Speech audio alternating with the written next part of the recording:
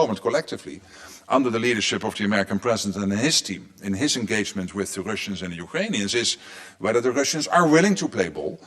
Republican pushback kills the GOP attempt to protect President Trump's tariff agenda.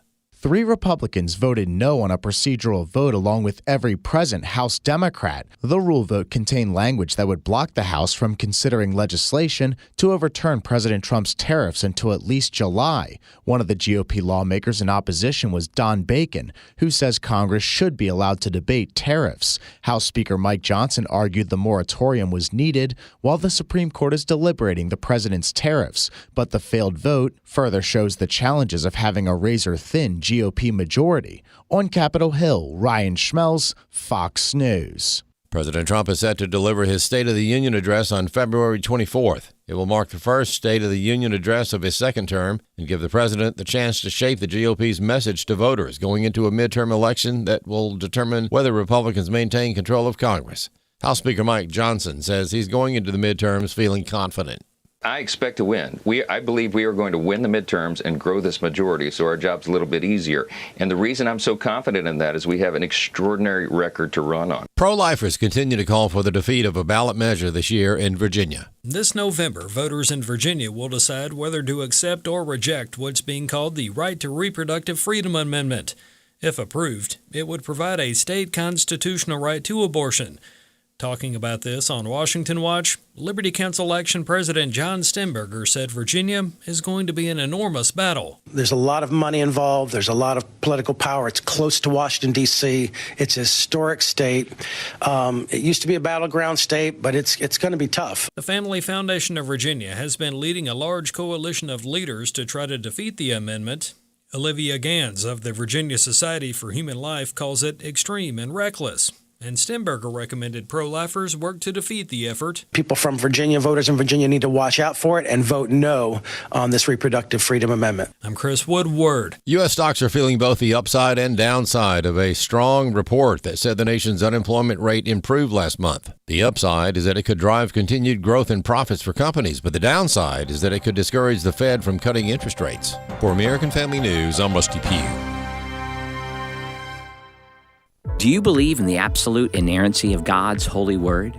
Do you believe in the power of the Holy Spirit to radically change lives and empower us to live like Christ?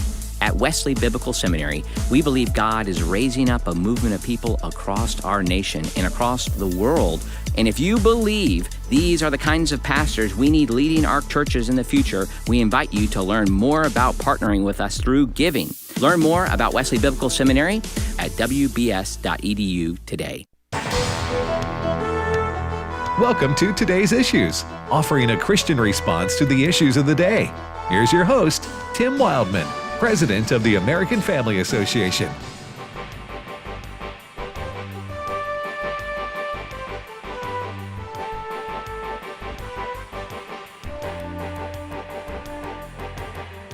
Hey, good morning, everybody, and welcome to Today's Issues on the American Family Radio Network. Thanks for listening to AFR.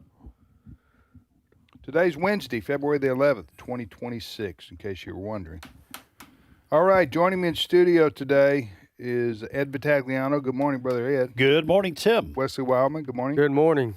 Wesley, and good morning to you, Fred. Good morning to you. Fred Jackson, our news director here. Got 3 days before Valentine's Day, gentlemen. I'm just giving a little bit of friendly advice. What would you say we do? Take care of business. Take care of like Elvis? Well, TCOB? Or Bachman Turner Overdrive, taking care of business. Either one. I've already taken care of that, Wesley? Yeah. About that. That's non-committal. You know, it's very mine and Joseph's relationship is pretty similar, or maybe similar to others. It's what do you want? What do I want? And then at the end of the day, you get what you want, I get what I want. And the next thing you know, you're at Cane's buying chicken. Chicken, that's that's it. Or in Wesley's in Wesley's case, he gets a pizza. She gets Mount Fuji, or Japanese, or whatever. Yeah. Hey, I do want to say I appreciate the opportunity to take point yesterday. I want to emphasize that because I've slid 3 people down now. I mean, yesterday in Today's Issues, Dad was little late stepping in, Right. so I took point. Really? And then I went to his left, and now I'm further to his left. Thanks, Ed. I'll let Hey, Wesley- I felt good. I had a moment there. he was and the now I'm head back- coach Listen, that's great. of That, today's issues. And now eventually, back over here That's okay. eventually, No, it's you all have to going to be learn. all you. in the corner. Yeah. Hello, hello. Listen, we are all equal in the eyes of God. That's okay? right. That's really what matters. 'Cause when you say it takes all four of us, a fourth brain, I don't always feel that's the case sometimes because y'all start talking about things in the 60s and the 70s, and I Yeah. just have to sit back and. That's It's just one day it'll be you That's right. talking about the good old days. Yeah. The 90s, that's the truth. 2000s. You wake up and you're looking back going, wait a minute, you're telling me nobody knows who the singer is Right. anymore? I was Did I- driving through town the other day and realizing just how many roads, even the minor highways that they've built through the town Tupelo that we live or around that wasn't there 15 years ago. Yeah. It was just a field. But Kind of like Life's Highway, Wesley. that's it. That's it. I mean, this is the way I look at it. Someone born in the year 2000 turns 26 this year. 20. So 2000, Y2K, Tim, is 26 years ago. Yeah. I'll tell you, Fred, and you can comment on this because I think you're the elder statesman in the group.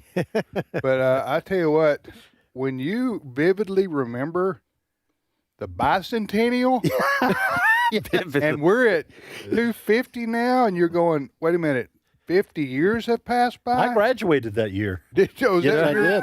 1976 Yeah, I'm from high going like, school. so, but you're saying to me half a century's passed since 1976. Yeah. I do need to, That glorious year. I do need to say that I do need to show my appreciation for y'all doing that. Otherwise, there's a lot of things I wouldn't know. Like the bicentennial, you've talked about that a couple times since I've joined the program that here, was- and so I've That was looked it up. Fred's over here with news stories, but we don't get okay. don't get us started down. rabbit In trail. my mind, I'm going through memory lane. Yeah, you're Yeah. going through memory lane, but And don't get me started on my big toe and my knee. And so Oh me. all right, All right. Well, at least most of your generation knows Sweet Caroline, Wesley. That's right. So- That's a classic. Yes. because All right. they play that a lot of times Stadium. at stadiums. Yeah. Yes. All right. I remember when it was new. That's going. We're talking Neil Diamond, 1970, right? Absolutely. I remember, Right before bell bottoms. I think it was 2.5, 3 minutes long. I was a DJ in those days. Oh, Time was important. Okay, yeah, time. Let's say I can go to the restroom on this song, right? Or, Hey Jude. hey, Jude. Yeah. Or Indigata Davida. 7 minutes long. Hey Jude. Thank you, Lord, for Hey Jude. But if you really want to go home and get lunch, you play Freebird. Leonard Skinner. All right, our American Pie. That American Bye-bye. Pie. You can go to the mailbox. Tom and go Don- back. Don McLean. Yeah. Mhm. All right. Drove You're my lis- Chevy to the levee. Let's go. You're listening to today's issues. Abraham Hamilton III will be with us a little bit later on in the program. As always, we thank you for listening to AFR. What's the first story, Fred? Well, we have to update a big story from this morning. You may have, on your way into work this morning, heard that the airspace over El Paso International Airport was shut down and was going to be shut down for 10 days, and everybody kind of wondering what's going on. People were arriving at the El Paso airport this morning and catching a Delta flight or American. They were told those flights are going nowhere. Well, just in the last hour or so, the FAA, the Federal Aviation Administration, has reopened the airspace. And we have a statement from Transportation Secretary Sean Duffy. Have a listen to this. He said in a post on X that the FAA and the Defense Department, quote, acted swiftly to address a cartel drone incursion. The threat has been neutralized and there is no danger to commercial travel in the region, end quote. Listen, the world is pretty dangerous right now. Hopefully we'll find out a little bit more about this, but we might not. The War Department, as it is now being called, may not give us much information. But to me, That sounds like the cartels did this as a warning to the U.S. because President Trump has been talking about the possibility, I don't know how realistic this is, of the U.S. attacking cartels in the countries where they operate. Okay, and so maybe the cartels are suggesting with this, sending a message, you do that, we have access with drones to your cities, at least the ones on the borders, so we might drop some drones on civilians. So I don't know why else the cartels would be doing this. I mean, they're not collecting information. This is not like Ukraine trying to collect information on the dispersion of Russian troops. What else could they be doing? You don't think it's an accident? Yeah, I know. Yeah, just drive on their drone. Wrong turn. Yes, we turned north instead of south. So it sounds to me like it's a warning that they have access to America as well. I'm having a hard time getting past my image of drones because it sounds almost comical to me, and I know I shouldn't, but my image of drones is my 11-year-old grandson out in the backyard. Hey, watch this. That's $100 one. Okay. Yeah. But we're talking about highly sophisticated weaponry here. Yes. Is that what we're talking about? Yes. I know they're using that in the Ukraine war, and Iran's used those before. So those are getting more and more used in warfare. Go ahead. I've seen some that are used for farming to spread chemicals. Really? Yeah, they're so big. Instead of a crop duster? Instead of a crop duster. So they're going to be 5-6 feet wide. Okay. And then be able to pull. I just need to pick up 100 pounds of liquid and spray it.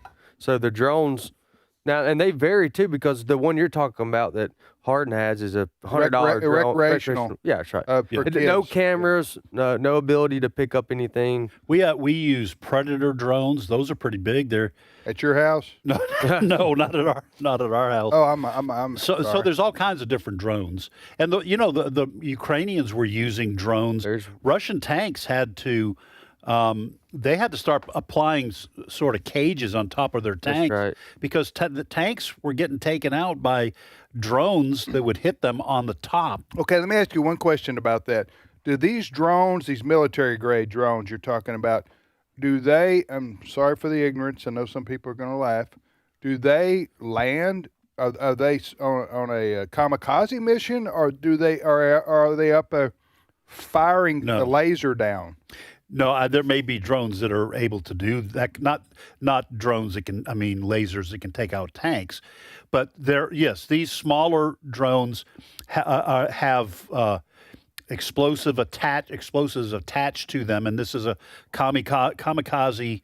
The drone's not coming home. Destroyed because it's going to run into the tank. Yes, and detonates upon impact. I got you. That's true, but they also have many drones that have far more advanced ability to survey, and they have cameras, and they're able to get more intel. And they can launch missiles. Predator drones launch these missiles. Think about a line of military planes. You're going to have some that are more. Hey, you know what? Next time you play one of your baseball rivals for your youth team, I would employ drone usage at the other team's practice. That's not a bad idea. I'm just saying that might work. Next story, Fred. I don't know how this thing. I try to keep everything on track. Yeah, Fred. Yeah. By the way, that story on the El Paso airspace reopening. Yeah. Go to afn.net, American Family News. We're covering that, and our site is updated to also include. Somebody's at the El Paso airport right now going, what happened to my luggage? Well, I'm sorry, sir. A drone carried it off to Mexico. So this is you trying to get us on the straight and narrow again? Yes, I am. Next story, Fred. All right. Next story, we go to British Columbia, Canada. You lived there, right? Yes. For many lived years. in Vancouver for about 10 years. There was a school shooting. And we've had stories about school shootings in this country. Well, this one took place in Tumbler Ridge, British Columbia, which, if you're familiar with where Vancouver is, goes 600 miles to the northeast up towards the Alberta border. fairly small community there. School shooting, 10 people left dead. Oh, my word. 8 people at the school, including the police say, the RCMP, the police say, the shooter. And then 2 people were, the bodies of 2 people were found in a home nearby, believed to be connected to all of this. So very tragic day. 10 people for that dead? School. 10 people dead. 20 and 25 injured. Yes. And this article, again on AFN, is saying 2 were airlifted to the hospital with life-threatening injuries. So Yes. the number could increase. Yes, it could. And they have 175 students from ages from grades 7 to 12, 7th grade to 12th grade. This is 175 devastating for students. that school. Small school. It is. That's a fourth of their students. So what happened? Well, the details are sketchy right at the moment. The police are not talking But about this was motive. a student that went in, allegedly. Well, here's the description Okay. of the individual. Okay. The description given by the police is a woman in a dress. All right? Which is weird. Which is That's a strange A woman like description. a woman like not a student, a but female suspect. in a dress. All right? So there is speculation. No name released. No name released. Speculation, could it be a transsexual? Those kinds of questions, the answers to those questions will be forthcoming with time. Someone's going to ask at a press conference. Someone's going to ask that. Yes. The only reason we bring that up is because there have been in Nashville back a few years ago, it was a transsexual. I believe in the Minnesota shooting Yeah. at the Catholic school in Minnesota. Right.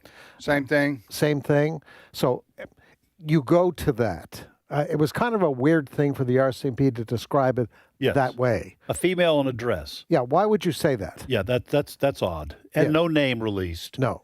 Yeah, why would you say female in a dress? Why don't you just say female? Unless they're trying to, unless, again, this is speculation at this point, but now if you see pictures of what is supposedly the perpetrator, it looks like a dude in a dress. I mean, that he's a, you call it transsexual, transgendered person. That's what it looks like. Did you see it, Wesley? The image I saw this morning looked just like what you just described. Yeah. Okay. Well, you know, when it comes to these things, any mentally disturbed, seriously mentally disturbed individual is capable of. I mean, you know, I don't think there's a profile out there for school shooters, right? Is that except that they are maybe mentally, obviously they would be mentally off, and or demonically possessed, or both. I know some people who don't believe in spiritual things go demonically possessed. What are you talking about? I'm talking about the devil inside a person, telling them to do things that are evil and wicked. That's what I'm talking about. Including shooting up a school. Yeah. And in the last couple of years, we have had school shooters that were transgender, so it's not far off. Yeah. From, I mean, the thought to come to mind after you see the image of the person that's suggested to be the person that did this. What I don't like though is when the liberal news media and government officials tried to hide a fact that like they did in Nashville. We don't want to release this manifesto. Yeah. And then we find out it was a transgendered person who was messed up in the head, and they hated Christians. Well, that one was specific white Christians, but go ahead. I hated white. It was a she, right? A biological she.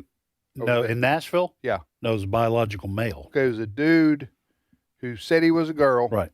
And he was mad at the Christians because he said the Christians weren't accepting of him or something like that. Same thing in Minneapolis, St. Paul area when that took place. Yeah. So, all right. The other part of this story is that Canada is known for extremely strict gun control.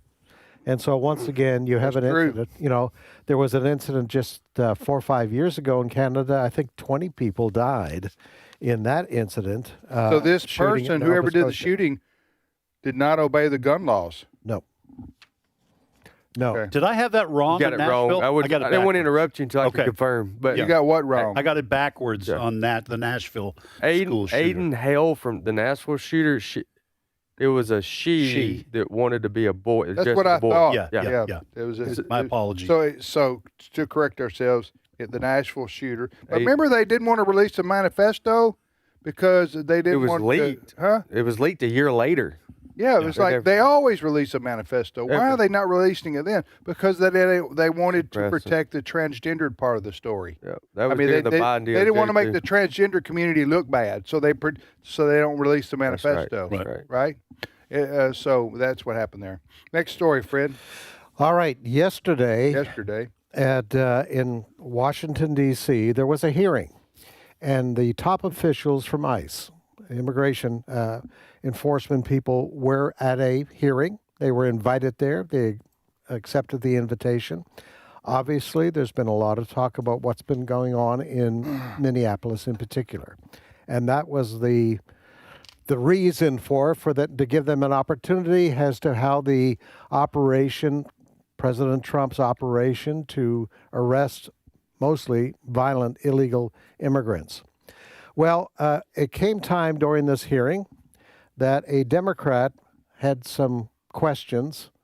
Sometimes the questions turn into allegations rather than questions. Who's asking the questions of who in this case? In this case, it's Democratic Congresswoman LaMonica McIver. Okay. All right. She's from New Jersey. You may remember there was an encounter at a detention center in New Jersey back several months ago. Yeah, I remember that. And she was one of the people who tried to push. She was physically there to confront ICE. Yes. Okay. All right. So now she gets her chance to ask ICE representatives a question. Yes. And they have to sit there. Yes.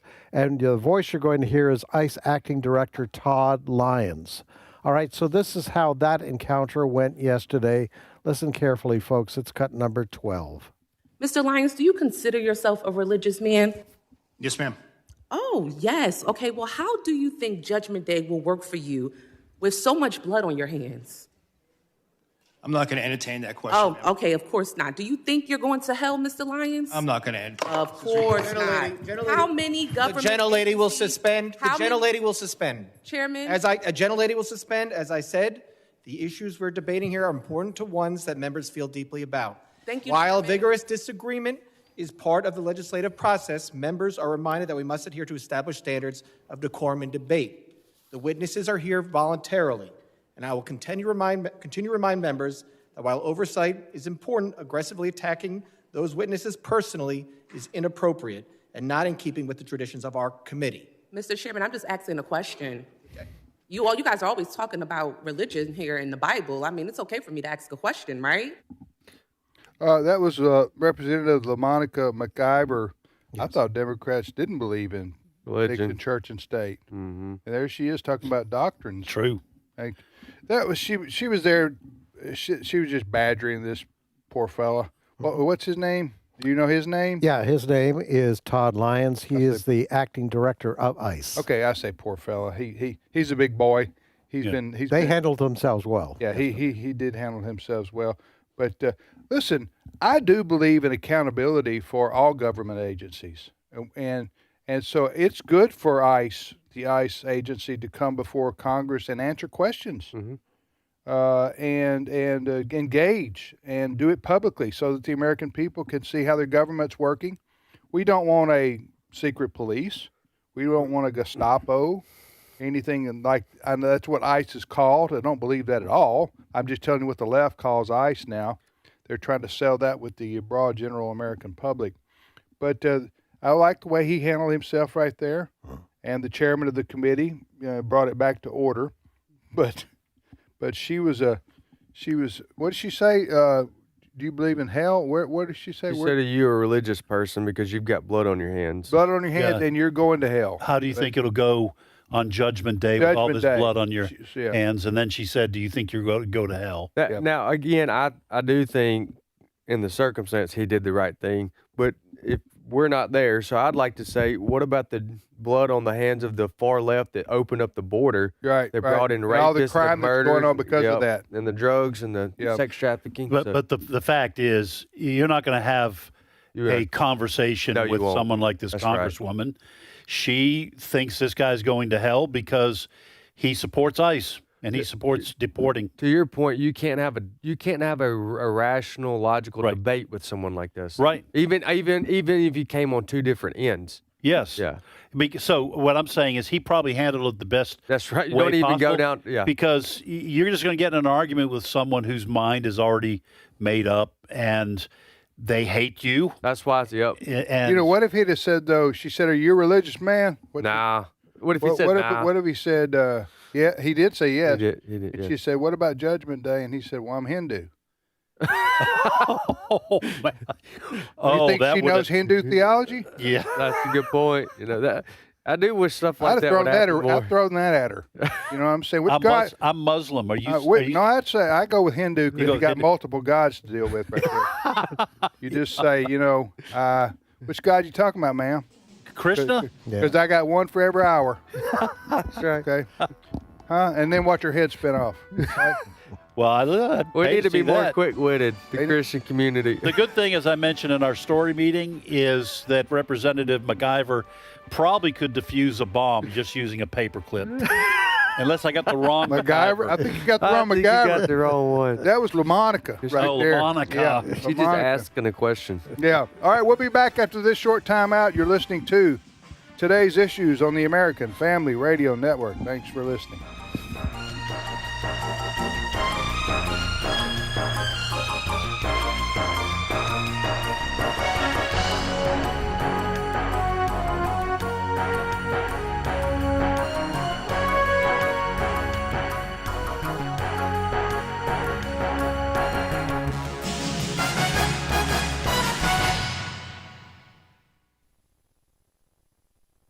It's my turn.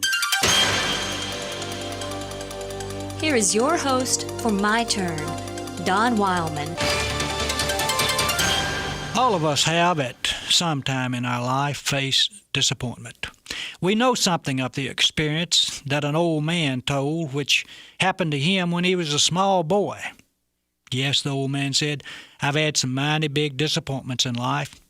But the biggest disappointment I ever had was when I crawled under a big tent when I was but a small boy. Was somebody nearby listening? Wondered what his disappointment was. So they asked him what happened. Well, the old man replied, I thought it was a circus tent. But after I got inside, I discovered it was a revival meeting. You can imagine the disappointment he suffered. Disappointment can be and often is defeating. John Keats called it the parent of despair, but it need not be. It was Abe Lincoln who said, if the good people in their wisdom shall see fit to keep me in the background, I have been too familiar with disappointments to be very much upset. Life teaches us early that the only person who will never be disappointed is the one who never expects. It was Alexander Pope who wrote, Blessed is he who expects nothing, for he shall never be disappointed. If a person is to ever make a go of life, that person must learn to overcome disappointment. For in any struggle there are bound to be setbacks which will try our endurance. I said disappointment is often defeating, but it need not be. Disappointment can give us new resolve to press on if we will only let it. The carpenter suffered disappointment, you know. Time and time again he saw some dream vanish down the drain, but he never let his disappointment hinder him in the process of going toward his goal. In each disappointment he always gathered new strength from his Father to press on. And remember that the Father is the best source of strength for us when we face disappointment also. For he is familiar with it, has suffered because of it down through the centuries. So don't give up if disappointment happens to be your lot occasionally. Rain must always fall before the flowers can bloom, and winter is always followed by the spring. Expect disappointment to be a part of life. Face it with a positive attitude, and keep on keeping on. Life simply cannot defeat a person who has about him an iron will, a desire to reach his goal in spite of disappointments which may come his way. There will be, no doubt, many tents we'll crawl under expecting to find a circus, only to find a revival meeting in progress. But who knows? The next time you crawl under the big tent, a circus indeed may be in progress. And even if it isn't, and you again find a revival underway, remember that it's better to be inspired than it is to be entertained. This has been My Turn with Don Wildmon, a production of the American Family Association. Blessed be the God and Father of our Lord Jesus Christ. According to his great mercy, he has caused us to be born again to a living hope through the resurrection of Jesus Christ from the dead. 1 Peter 1:3. American Family Radio. This is Today's Issues. Email your comments to comments@afr.net. Past broadcasts of Today's Issues are available for listening and viewing in the archive at afr.net. Now, back to more of Today's Issues. Welcome everybody to Today's Issues on the American Family Radio Network. Fred's here, Ed's here, and Wesley's here, and I'm Tim, and we thank you for listening to American Family Radio. Abraham Hamilton III is Abe on. He is with us now. Abe is with us now. Abe is host of the Hamilton Corner each afternoon, Monday through Friday from 5 to 6 o'clock Central Time on American Family Radio. Many of you listen to Abe. And he also is a constitutional lawyer and joins us ever so often here on Today's Issues. Abe, good morning to you. Good morning. Hey, Abe, I want to ask you a question. You have no idea what I'm going to ask. Uh-oh. Okay. Well, that rarely happens here on this show. I usually stick with the script. But I want to ask you a question. The biggest story in the country right now is this investigation into the death of Nancy. Well, the disappearance. Excuse me. My apologies. I did not mean to say that.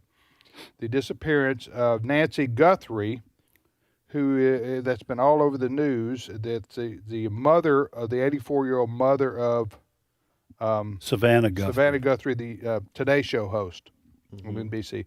I know you not following this as your top story, probably, Abe, but it's all over the news. But the question I had to you, I know you're not a police investigator per se. You worked in the district attorney's office in Houston and New Orleans. But here's my question to you.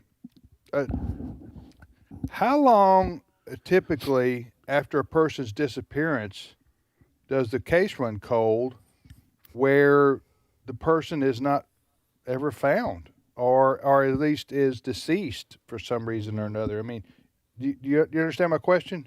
Yeah. What has been your experience in seeing these in cases involving disappearance of people, and how long? You know what I'm saying? Can you answer that?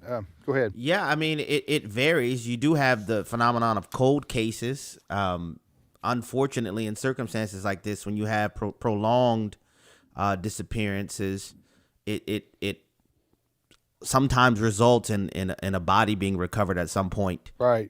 Which is a grievous phenomenon. There's a TV show called The First 48 or something like that. You know what I'm talking about? Yeah. The police, I've seen it. and like the police are really intentional, trying to capture, trying to find out where this person is within the first 48 hours. But then after that, it becomes almost Statistically, it's almost impossible to find them. Yep.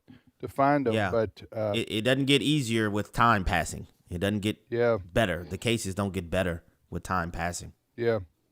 And one other question relative in your work, and you saw a lot of bad guys over your career in law enforcement, which is part of the DA's job. Well, it is the DA's job. And I know you weren't DA, you were assistant DA, but would you say in the case of a disappearance like this, or a in your do the people who perpetrate the crimes, do they always have a motive? Usually, yeah. Usually, I believe I read in this particular case that there was a demand for a ransom at some point. Is that right? Yeah, that's what. Yeah, but there's some question about whether it's the kidnapper, whether the demand is coming from the actual kidnapper or somebody taking advantage of the situation to try to score some money, pretending to be. I'm not sure that anybody knows. I guess 90% of the time there's going to be a motive for somebody's action. Yeah, like you this, right? usually won't have a kidnapping like Right. this that will be non-motivated. Because That'll be it- just a random act of violence. That's Well, extremely rare. we all hear of stories where a crime is committed because, let's say, somebody has broken into a home and they're trying to rob. Mm-hmm. They're trying to rob jewelry or whatever, their money or whatever the case may be, and then the people who own the home, they come home and find them or confront them, and then they get killed or they get, you know what I'm saying? Right. That kind of things does happen.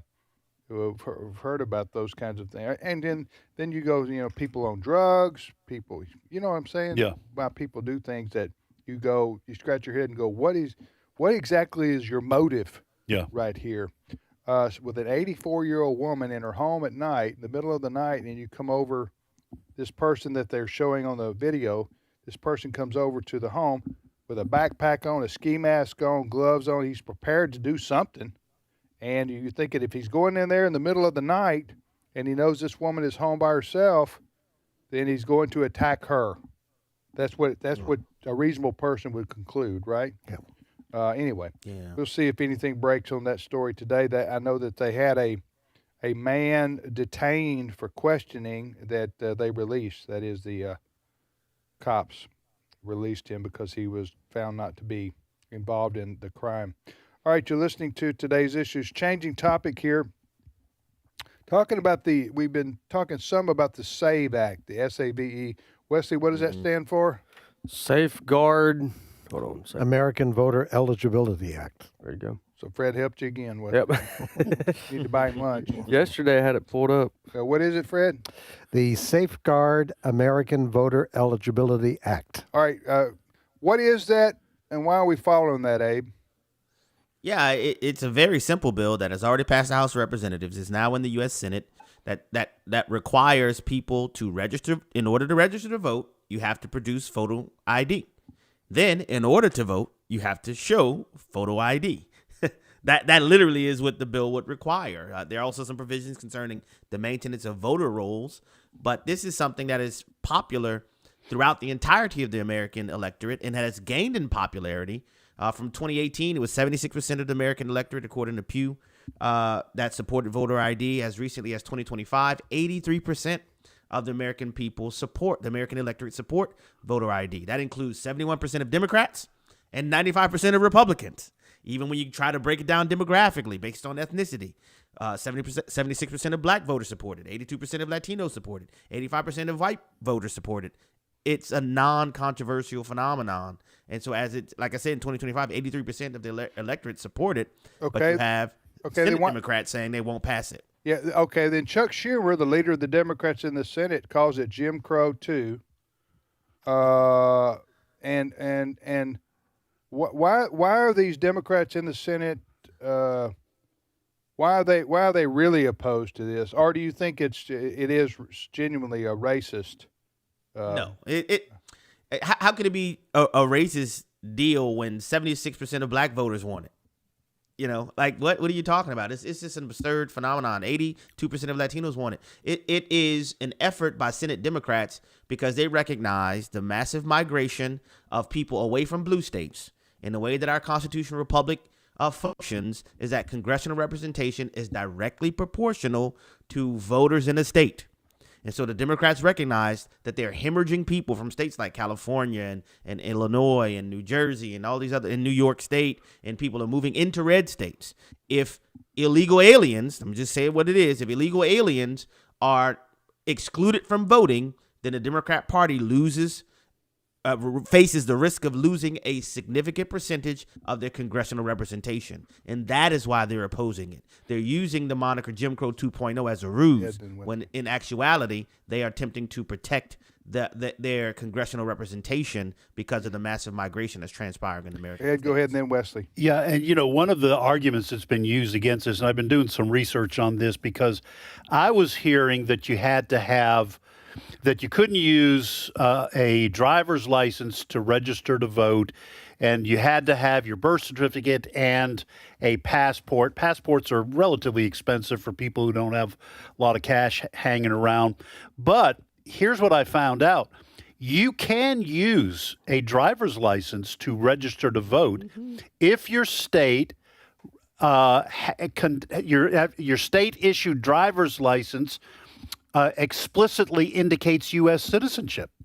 That's right. And so the blue states, so I got frustrated once again with the left, with them lying and misrepresenting the truth. Yes. The problem is that blue states like California do not want to issue driver's licenses that explicitly indicate U.S. citizenship because they don't want to require citizenship in order to vote. They issue licenses. Yeah. So this could easily be solved by every state in the union saying you've got to have a driver's license that indicates U.S. citizenship. Now, you would have to have proof of citizenship in order to get that driver's license, but it is not true what the left has been saying about this. Okay, sorry to interrupt, Wesley. You can go right after me, but I got to say this. I'm not going to forget my thought.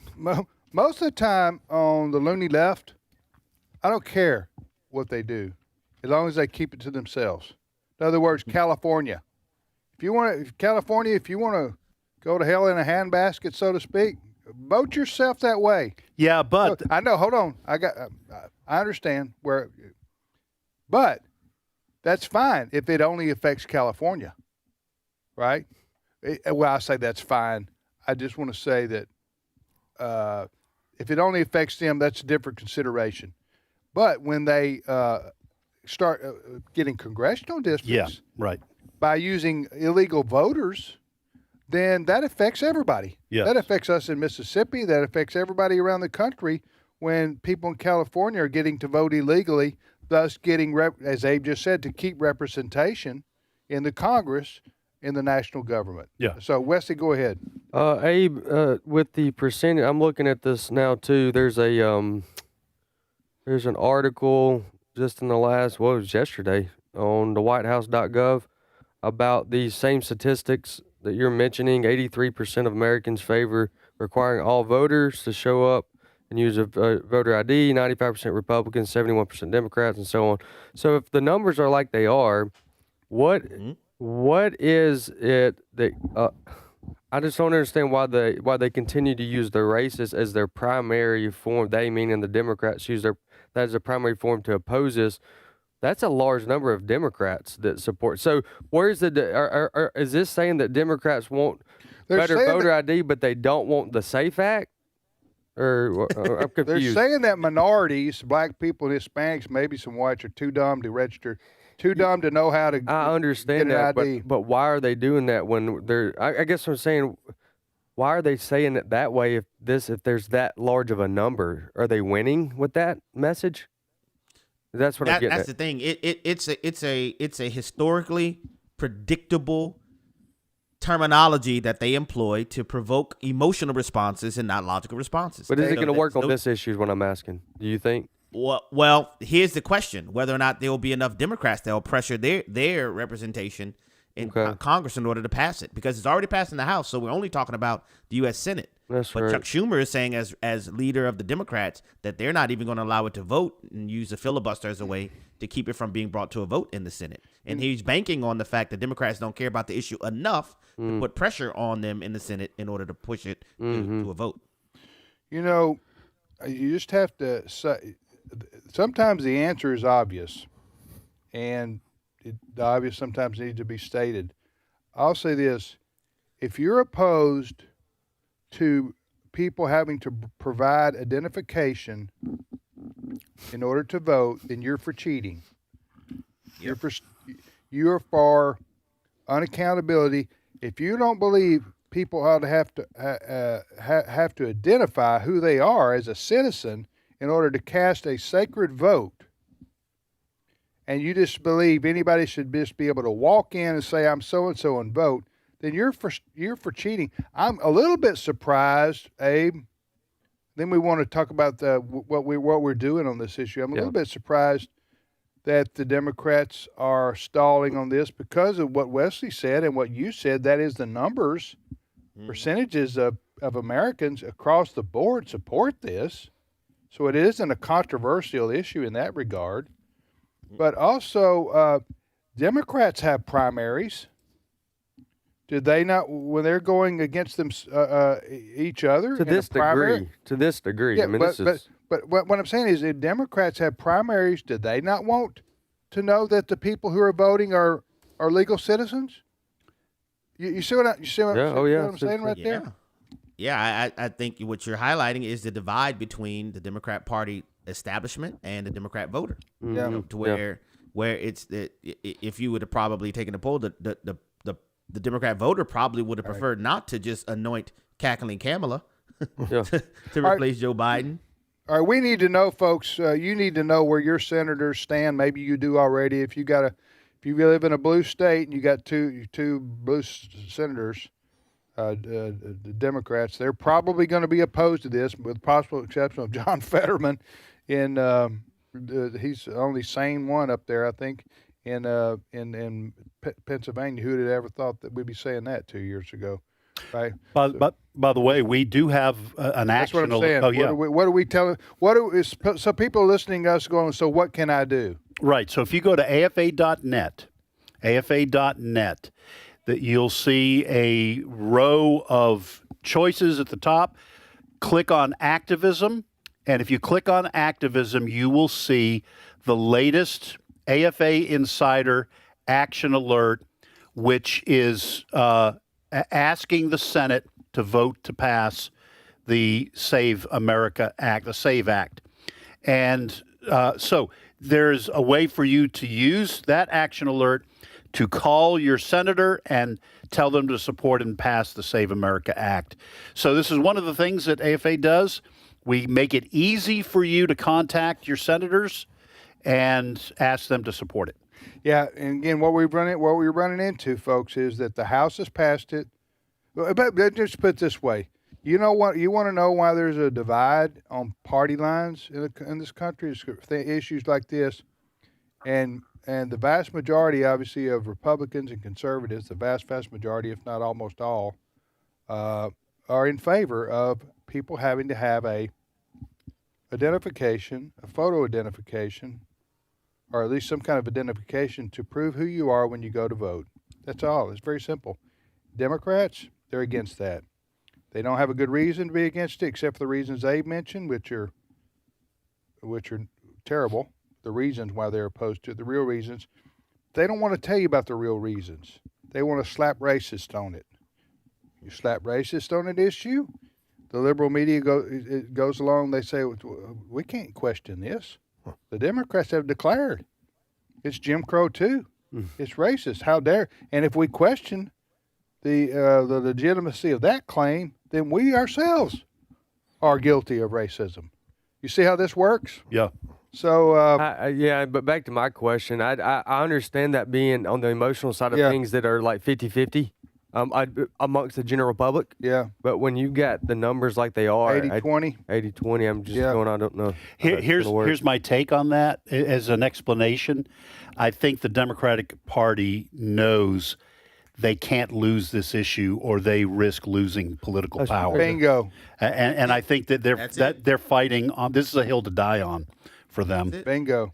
And so most people that get polled, survey, hey, are you for voter ID? They're going to go, yeah, absolutely. But the Democrats know that they will risk losing significant political power. Yeah. All right, Abe, what do you got coming up this afternoon on the Hamilton Corner? Well, I'm going to be evaluating a couple different things. I talked a bit yesterday about the real issue with the whole Bad Bunny thing, and it's not even about diversity and incorporation, all that kind of stuff. It really is a declaration that America is not what America has been. And so people who raise their voices objection to that are objecting to, stop me if you heard this before, the fundamental transformation of the United States of America into something that she has not been. So we're going to talk a little bit more about that and some of the things that are related to that, that are unfolding in our society around those types of considerations. I read where I read where Bad Bunny's the rapper / singer at the halftime show at the Super Bowl. I didn't watch it, and I wouldn't have understood it had I watched it in terms of his the words in his songs, because I don't understand much Spanish. But Abe, I understand that the lyrics used in some of the songs were explicit and vulgar. That he used at the Super Bowl. Is that true? Do you know? That is correct. I didn't watch it, but right. Y'all know my wife is Puerto Rican, and he's a very profane and vulgar artist, and he displayed that. If you read some of the transcripts, he did what he's known to do in that regard. Yes. Well, I'm just saying you wouldn't have been able to get away with that in English. That's right. That's right. He would not have been able to say the things he said on television had he said those things in English. Right. Because the American people, as liberal as America has become morally, you wouldn't be able to get away with that because the advertisers and because people would say that's inappropriate, completely, totally inappropriate. The language he used in Spanish, had he used it in English, for a audience that includes millions and millions of children. I'm just saying. Yeah. You're right. All right, thank you, Abe. Appreciate it, my friend. All righty. Thank you. Good. It's Abraham Hamilton III. Hey, I know I wasn't on the show yesterday. Did you guys cover, or have we covered? Did you guys hear this? Gene Wu, Democratic Texas state representative. It was a 2024 podcast clip, but it resurfaced this month where he said that Latino, African American, Asian, and other communities, people of color, quote, share the same oppressor, and that we are the majority in this country now with the ability to take over this country to make things fair. Did you guys see this? I did see that. You said that's from 2024. Is he a Democrat U.S. representative? No, he's a Democrat Texas state representative. And this was a statement he made in a 2024 podcast, but the clip resurfaced this month, and I had never heard it before. Okay, why are you bringing this up? Why do you think this is important? Well, because I'm talking about how the left is constantly saying we need diversity, but what they really mean is we want diverse cultures that are not white to outvote white people and take over. So the talking points for the Democrats are always about unity, but what they really mean is division. That's a good point. Yeah, so that was stunning to me that someone said that. He did not explicitly say outvote white people, but he said all of us people of color share the same oppressor. Yeah, I did see that. Which means white people are the bad Unless guys. you're in the NBA. That's right. Yeah. Well, right. In this way, you don't want to do that because the white oppressor is paying you a lot of money. Yeah. Am I right? Basically, all the minorities join up together to go against the white person, but then put the white person in the minority. Yeah. This is all. This is all. Listen, this is a Christian radio network. This is satanic. Yes. This division that's being pushed amongst people is to try to. It's I don't know what the end game is exactly, but it's to try to divide Americans. Yes. Against each other. You see what's so the country. That's what so it is. the country falls. It's called something. What is that? Clive. Abe knows all about this stuff. We just. I'm sorry. The Clive Piven strategy. It's rules for radicals. Yeah, stuff where you Clive Piven, I think, is the two people who came up with. You divide and conquer. Yeah, basically, and you try to pit people against each other and create chaos. And they hate Christianity because they hate God. They hate the Republic, which was rooted in, as clear from the Declaration of Independence, in God and His created order. They hate Western civilization, and they hate capitalism, and they want to create so much chaos. But why do they hate white people so much? Because there's a lot of white liberals. Because you have to have an enemy. And white civilization, the Western civilization, it has roots in Europe. And closely tied to Judeo-Christian ideas, too. And so you have to have a common enemy. In Nazi Germany, it was the Jews, primarily. Okay. Here, in terms of cultural Marxism in this country, it is white people, especially white men and white Christians and white male conservative Christians who are the enemy. So that's why this Gene Wu made this statement about we share the same oppressor. But they're talking about I'm just saying there's if I were them, I don't know why they want to insist on the word white in their criticisms all the time or their slander, because there are a lot of white people who are Democrats and liberals on their side. Yeah, they're on their side, and they're dissing them. Well, that Vladimir Lenin, I think I've got this right. Vladimir Lenin famously said that every revolution needs its idiots.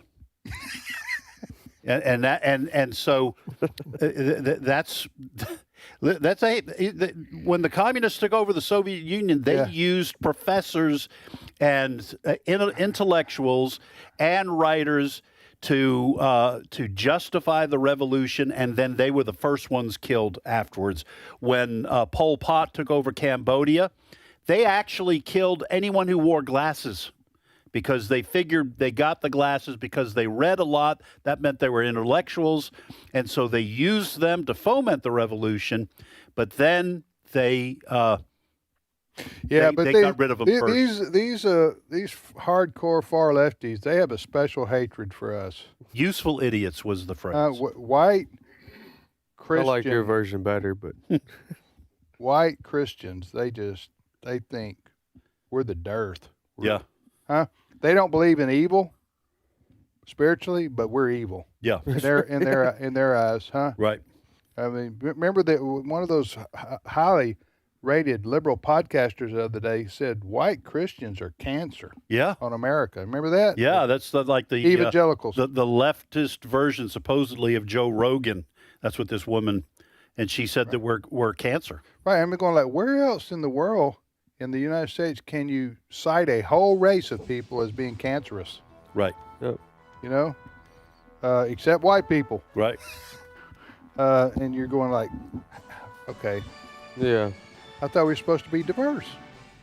Supposed to be, the left says tolerant. Well, like you said the other day, all animals are equal, but some animals are more equal than others. I got George that. Orwell, I got Animal that from Farm. George. Yeah. Yeah. All right, we're out of time. Fred, sorry we censored you there for the last 20 minutes. No problem. Canceled. Basically We canceled. canceled you, Fred. We didn't let you speak. I know you had a whole other stack of stories, but we did get to some important things. Where do people go to get their news that we provide? AFN.net. AFN.net. All right, we'll be back with Steve Paisley Jordahl, who's a white male, people. I'm sorry. Sorry, but we're bringing on another white male.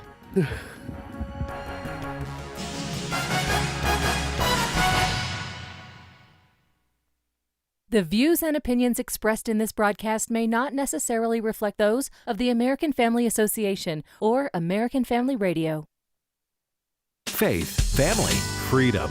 American Family Radio. Teenage years can be a time of trial. It can be really difficult, but it can also be the most fun and the best years of your parenting. Dr. Jessica Peck is a pediatric nurse practitioner as well as a professor, author, and mother of 4.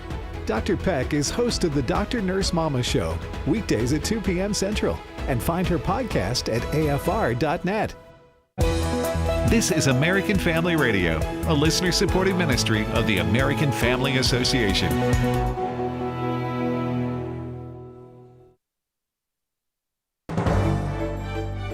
American Family News, I'm Rusty Pugh. A House Appropriations Subcommittee holding a hearing on Capitol Hill today as lawmakers continue fighting over DHS funding, with a partial government shutdown looming. Democrats have listed their demands for reform of the agency, while the White House has joined Republicans with a counteroffer. But the two sides remain far apart on a deal ahead of the Friday deadline. The hearing saw multiple witnesses testify, including Admiral Thomas Allen, the U.S. Coast Guard Vice Commandant, who described the impact a shutdown would have on the Coast Guard. A funding lapse has severe and lasting challenges for our workforce, operational readiness, and long-term capabilities. Flight restrictions that mysteriously were imposed on a Texas airport early this morning are now lifted, just as mysteriously.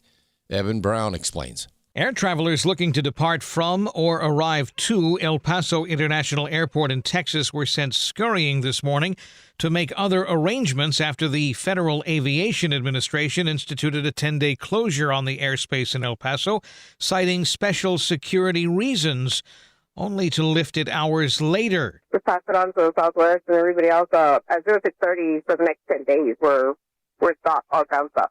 Okay. That was the air traffic control radio call from liveatc.net. U.S. Transportation Secretary Sean Duffy now says the closure was a reaction to a detection of a Mexican cartel drone infiltrating U.S. airspace, but that the threat has been neutralized. The House set to vote on the Save America Act today, which would mandate photo ID for voters across the United States, among other changes to voting. The bill is an updated version of the SAVE Act that passed the House last April, but was never taken up in the Senate. While the SAVE Act would require providing proof of citizenship, the updated bill would also require photo ID to vote in federal elections. House Speaker Mike Johnson says this is an issue that a majority of Americans agree on. In some polls, it's a 90-10 issue. Even 70% of Democrats agree that that is reasonable and necessary. But the Democrats in the Senate are trying to hold it up. And I'm hopeful that Leader Thune and our Senate Republicans can get it done and get it to the president's desk. The White House touting the results of January's jobs report. Edward Lawrence reporting from the White House. The White House Deputy Press Secretary Kush Desai said that this is basically the Trump economy at work here. Now, this report does solidify the fact that maybe there will be no rate cut at the next Federal Reserve meeting, likely a pause going forward. But these numbers were great. When you look under the hood, when you break this down, you see that the private sector created 172,000 jobs, with the unemployment rate falling, while the government sector lost 42,000 jobs. That every month under President Trump, the federal government has shed jobs. Healthcare created 82,000 jobs, construction 33,000, manufacturing added 5,000, professional and business services up 34,000 jobs. Super Bowl viewers saw another He Gets Us ad on Sunday. Steve Jordahl reports a Christian author says once again the ad came close but missed the mark. This year's He Gets Us Super Bowl ad talked about the vanity of chasing more in life. The one who dies with the most toys wins.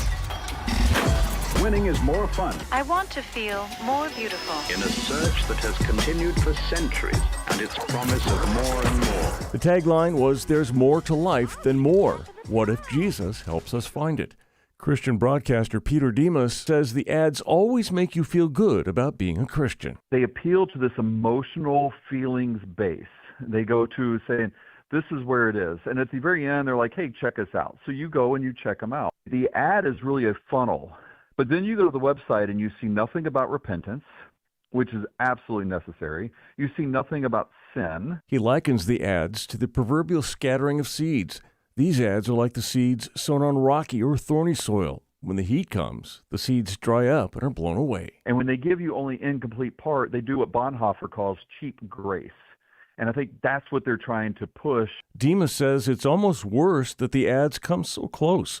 Someone seeking life answers might not know that their new faith is weak and incomplete. I'm more scared of these commercials than I am just a strong atheist commercial. I'm Steve Jordahl. There's more online at afn.net and the AFN mobile app. I'm Rusty Pugh. For more than 150 years, Blue Mountain Christian University has been committed to educating students through a Christian worldview rooted in Scripture and truth. Our close-knit campus community, affordable degree options, and dedicated faculty prepare students for lives of faith, leadership, and service.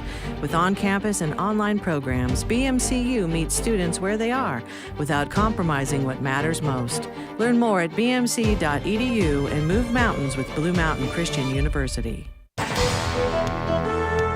Today's Issues continues on AFR with your host, Tim Wildmon, President of the American Family Association.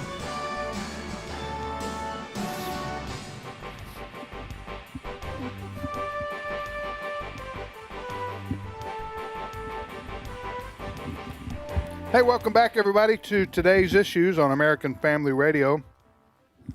Hey, before I want to welcome Steve Paisley Jordahl to the show. Good morning, everybody. Of course, Ed and Wesley, we don't take them for granted. They're over here to my left. We don't take you guys for granted. I just want you to And everybody's to your left. Yeah. I'm not. Steve's to my right. You're much to his right on everything. Get to the right of me, you fall off the earth. You can go full circle and be on the other side, though. I'm moderated. Look at it. It's true. I'm moderate compared to some people around here. Yeah, you and I I'm not both. going to call any names. Or look at anybody. Hey, moderate. Your sons and my son are to the right of us older guys. They're right up there with Attila the Hun. We have to restrain them. I will kind of take the average down the other way, though. My son lives in New York City. And he's not bless far him. right. He loves the Lord, but he happily voted for Zoran Mamdani. So I'm not sure. I'm Who was not this sure. you said? My son. Oh, you need to talk to that boy. I Steve. know. I know. Oh, that'll upset things. Well, he'll probably listen to you in about a year. Maybe. Yeah. Maybe. All right. So before we get to the topics, I want to mention real quick, as you've heard here before, well, because our tours are filling up. They're probably halfway full for the year. So if you've been waiting to go on one of our spiritual heritage tours, I'm going to tell you what they're going to be real quick, and then you can check them out on our website. For 2026, we're doing 3 different tours. Actually, 4.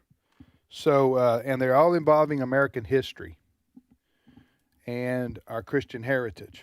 And so, in June and September, we're going to be going to We're going to be meeting in D.C. for those flying in.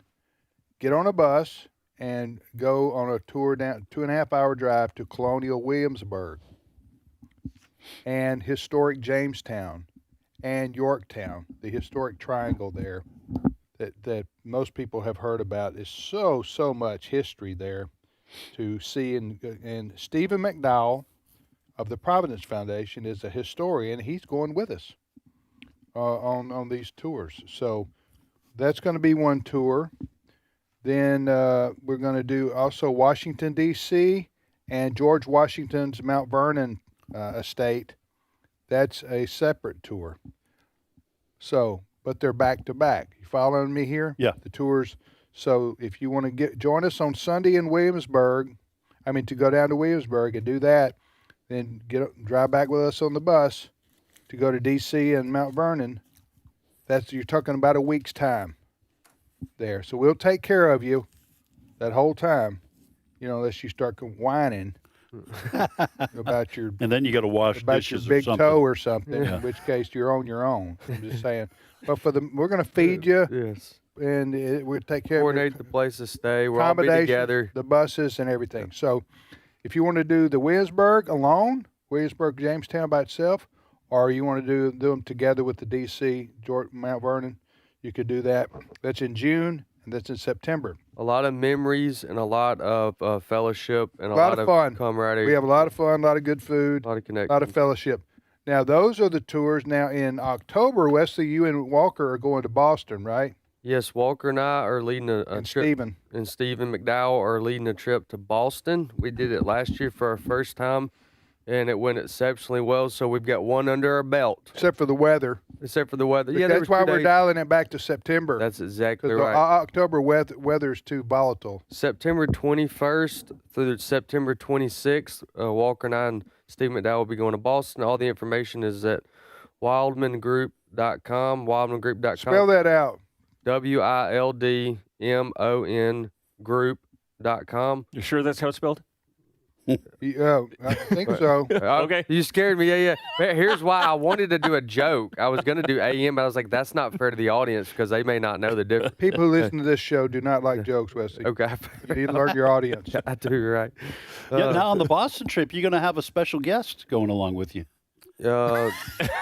You didn't there. You didn't tell him? No, I told Walker. I didn't know. Yeah, I'm going with you guys. Yeah, Ed's going. Even better. Because Ed grew up in Boston, and he's going back home. Right. Okay. Go back home. Take me home. They're going to have a country road. They're going to have a parade for Ed. I know that one, Country Road. I don't want to make you nervous, but Ed's going to be standing in the back with note cards. Yeah. And he's going to correct everything you say. You get wrong. it right. It's been a long time since I've been back to Boston to do any sightseeing. I'm going to be sightseeing just as much as everybody else. I think the Red Sox are in town, too. I think you can go watch a game if you want to. Ooh, at Fenway? I do need to mention this, though. This morning I got an alert from Walker, myself, and a couple people working on the logistics of the tour, and we've already filled up one bus. We're only taking 2. So I understand. You're only taking 2 buses. I know it's and one February. Full? One's full already. Pretty full. For Boston. For Boston. Because you're going to Lexington and Concord and Plymouth Rock. Yep, that's right. In addition to that, we'll end up going to, you mentioned the Freedom Trail. The Freedom Trail there in Boston. Yep. And September will be perfect. Yep. Okay, that's perfect weather. Bunker Hill, USS Constitution, John Adams and John Quincy Adams' birthplace. Old South Meeting House, Boston Massacre site. I mean, I'm just there. And you're going to get all the lobster you want. All the lobster. That's actually not bad, Dad. Yeah, you're going to get all the lobster you want. Chowder. Do I understand correctly that everybody gets their horse and you're going to be recreating Paul Revere's ride? I think you got that one I wrong. got it wrong? Oh, We are, hey, you could probably pay for that somewhere down there. We do go to Paul Revere's home. We do. Okay. Yeah. Yeah. Okay. Just check. So, for information on Williamsburg, Washington, or Boston, just go to wildmongroup.com, wildmongroup.com. Not Wildman Group. Don't do that. Don't do that. We don't know what website that is. No clue. wildmongroup.com. Steve, first story. All right. I have taken so much grief for being a Raiders fan, Las Vegas Raiders. I've been following them since they were in Oakland. I grudgingly followed them to Los Angeles in the 80s and back. Well, let me tell you, they have a new coach. They hired the Seahawks offensive coordinator. His name is Clint Kubiak. And he had a press conference to introduce himself. And I want everybody to take back everything they've said about the Raiders being Satan's team because they were black and they're Raiders. I want you to hear Clint Kubiak, cut 14. My identity, I see my identity as a child of God. I know that I'm sitting here, right here, because of Jesus Christ. And it wasn't always that way. I've had some great mentors that helped me know the Gospels better. And I just, my goal is to live out the Ten Commandments and the Beatitudes and let those values show through in my coaching. And I fall short of that a lot, but I always go back to my, back to the building blocks, which is to me the Bible. So just so you know, the Raiders are no longer an evil team. So now they're God's team? Now they're God's team. Hey, it's good to hear the man's they're talking about his foundations for his life and coaching. Decision makings, yeah. Now, there was a Kubiak that was a quarterback. That's his son? Yeah, his son. Oh. Kurt Kubiak, I think is his name. Yeah. And that's better than hearing, hey, want to thank the big man upstairs. No. Yes, that's right. or just the other way that, wokeism or anything else. Right. So. Yeah, I got one of those. Rainbow flag, you got one of those? I got one of those, not the NFL. But, okay, so you guys talked a little bit about this horrific shooting up in British Columbia and the rumor that the shooter may have been transgender. Okay, no one's confirmed anything. And part of the reason that no one's confirmed anything is because the Royal Canadian Mounted Police Staff Sergeant Chris Clark, who's in charge of the investigation, is holding the name of the shooter back, citing privacy concerns. For how long? Oh, I don't know. But he did have this to say about the person who did the shooting, cut 15. That includes the deceased gun person. Okay. And then separately, do you know the gun person's relationship to the gun person? Gun person. Wait a minute. I've never heard that it said that way. Well, it's because usually if the it was gunman, a guy, it was a gunman. Yeah. They can't do that if it's not a guy. The gun person. It's a gun person. This is a horrific story. Yeah, not making a lot of the 25 story. people are injured. It is. 10 are dead. Yes. Yeah. It's a little rural town in western Canada. And one of the students, I guess it is, went in and shot up the place. We don't know. We don't know much about it. They were not saying anything about it. We don't know yet. But you're right. It's always called a gunman, but now they've changed it to gun person. Yeah. Well, because they have described the shooter as a female in a dress. Yeah. Well, a female wear dress, so you mean... That's what I'm saying. The whole thing is just weird. And like you said, Tim, and it's good to rein us back in here before we get off on another subject. But 10 people are dead. This whole the school's devastated. The whole town's devastated. Very small community. Everybody knows everybody else. Everybody who's alive knows the people who are dead. And there's 25 injured. 2 are with life-threatening injuries. There may be more deaths here. And this person who did it is also dead. So hopefully more information will come out. The only reason I think the transgender angle is important in these kinds of stories, we already mentioned in the last hour the Nashville shooting and then up in Minnesota, is that there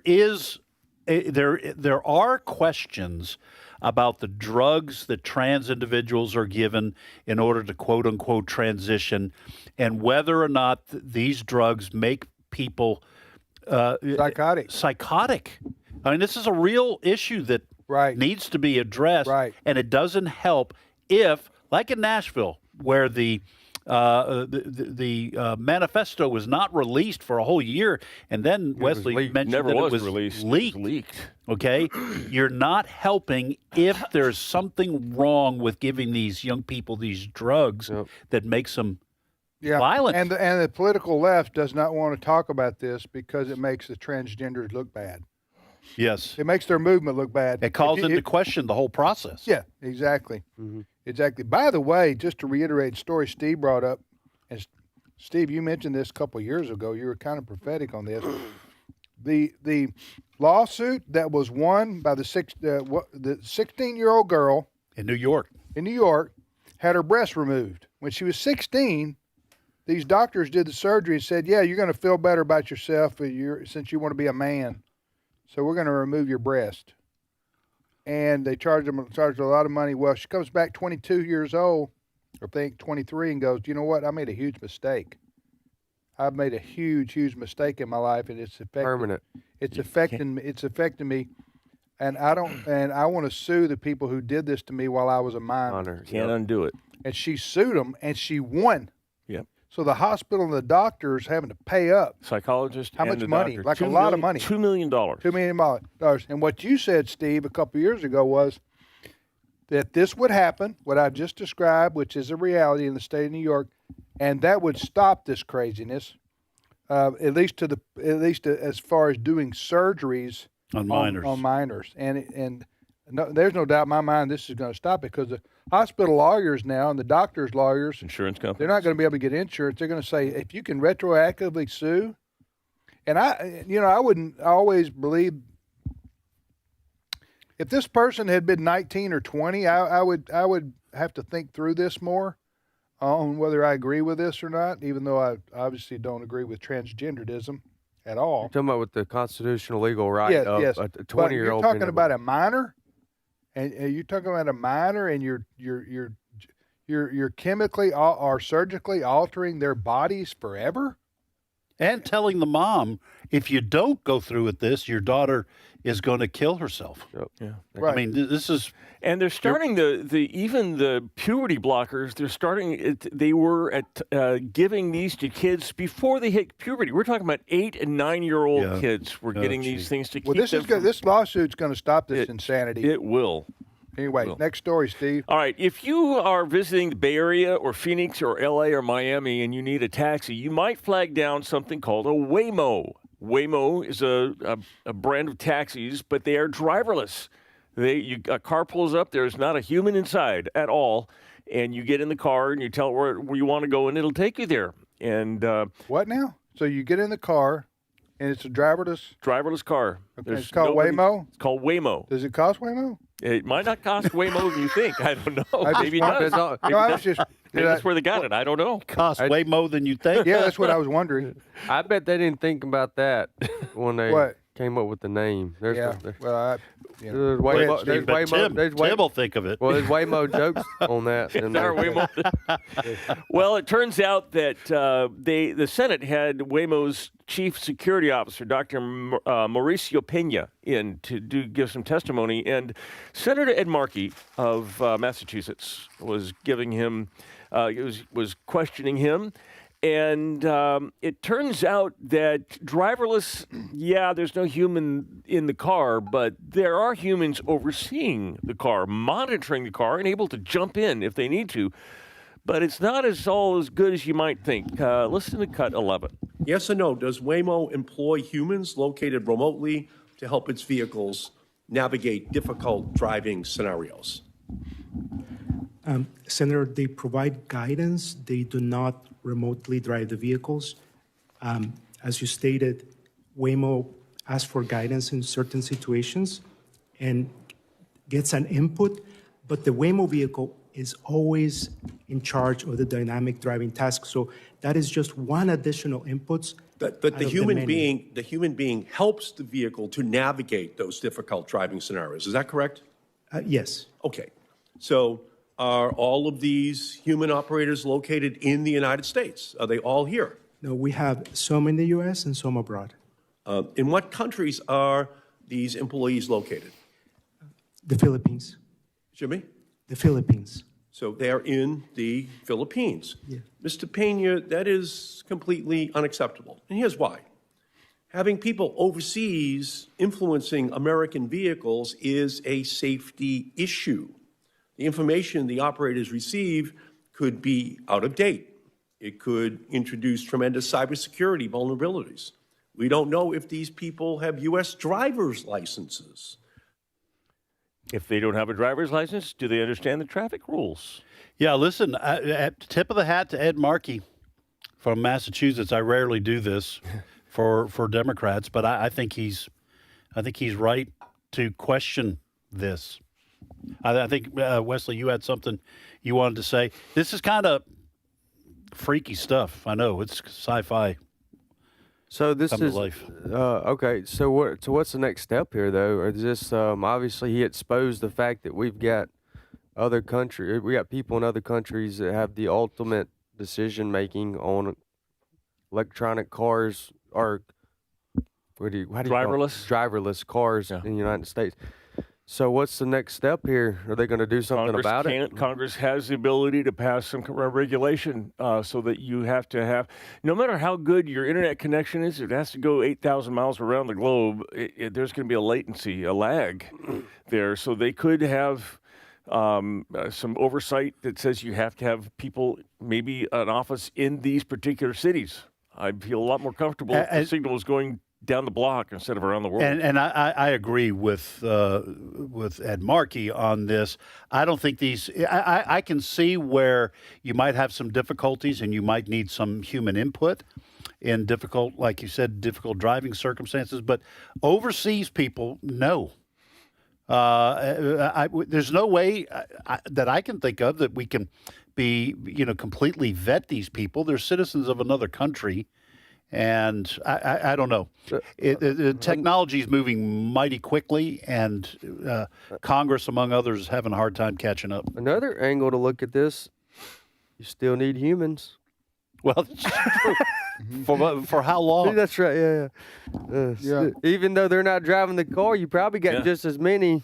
Well, as Chris Woodward often says, if the Lord tarries, driverless cars is going to be a thing. That is going to be not for Dad though. Look at his face.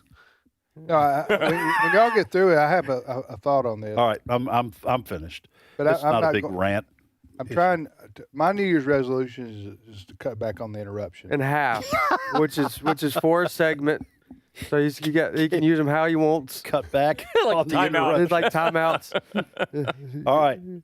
It's all yours. I'm trying to change here, fellas. I'm feeling mocked. I'm very proud. You're laughing in my face. I'm very proud of your efforts. He's laughing to the side to become a better person, Tim. Okay, what I was going to say was I don't know what's going to happen to those people who are honking at the driverless car. How frustrated are they going to be that they can't event on because there's no driver to vent at? What if, fast forward, the driverless cars start honking at each other? Oh, that's good. Well, now if the driverless, you mean so you got two people in the Philippines operating a driverless car and they're honking at each other. That's it. Yeah. Well, the driverless cars just honk at each other. You honk at that could happen. You can have road rage between people who don't exist. You know what? My biggest complaint would be about driverless cars is I bet they always go the speed limit. Yeah, that's true. If you get in a two-lane road, law-abiding cars. You get a two-lane road, and you're going slow because there's a long line of traffic. Yeah. You know, at the front of that line there's a driverless car that's going the speed limit. Right, you know that. Yeah. You know what's going to happen though? You get in the car and you tell you're sitting in the back seat. You tell the driverless car, take me to 123 Main Street, and then this is what you hear from the front seat: 123 Main Street on the way, and then pause a minute. dear, the speed limit is 45. You're going 50. Okay. Shut up over there. It's like You feel right at home. using the accents you get from your Google Maps when you're trying to. Yeah. Well, the Google Maps and the other They get maps pretty are short. good for the most part, except that when they until say some- you're going to a location and you end up at a empty lot. Yes. Yes, because somebody hasn't updated their address. Usually Right. that's what happens. Can I end with a good story? You Please give do. us a good We're story, almost to the end Steve. here, and I want No. to take us to Louisville, Kentucky. The police got a call. There was a missing 3-year-old little boy. Yeah. And police came out to try to find this boy, and listen to what happened. Cut 13. A missing 3-year-old child. More than a half dozen officers on the search. They sent up a helicopter, but had no luck until this happened. Oh, what's up, dude? There's a dog. Where's he at? Let's go. That's Officer Josh Thompson responding to a dog that seemed to have something important to say. It led me all the way back to the backyard. At that point, I'm thinking, okay, this kid's in this backyard. And sure enough, The dog went right to the back bumper. Check the rear here. Goes to the back bumper and just sat there. yeah, he's right here. After a quick lesson in car locks, Grab and pull it. I don't think I've ever seen a happier kid in my life. He jumped out of the car, bear hugged my neck, and wouldn't let go. good job, buddy. The dog had cracked the case. Blast, he found him. And I don't know where the dog came from, but it was a blessing from God that day. And here's the thing about that dog. Officer Thompson says he'd been patrolling that neighborhood for 2 years and had never seen the dog before that moment. And he hasn't seen the dog since that day. And to this very day, the department still does not know who the dog belongs to. We don't deserve dogs. Oh, listen, I'm a huge dog fan. So this 3-year-old accidentally locked himself in A car. the car, And the parents didn't know where he was. and it was a hot obviously day. they were all looking outside of the property. Right. And inside a car, the kid could have died. Yeah, and so the dog led the police back to the car. No, listen, you played this for us this morning. Yeah, I think you had already left. I did, yeah. The story meeting. That is a great story. Yeah.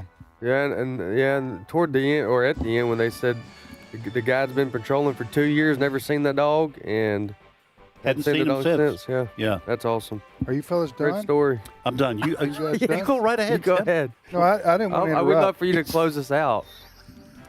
All right, what would you like to add? Well, I'm just trying to be civil and Absolutely. We can hear it in your voice. I don't want Interrupt you. I don't You wanna- still got 2 left. We got a minute. We got 30 seconds. to. What would you like to say? Share, Tim. Well, I'd like to share that you fellas are interrupting me, but I can't do it because you. You're won't- not keeping score there, either. there we go, right there. All right, see you tomorrow, people.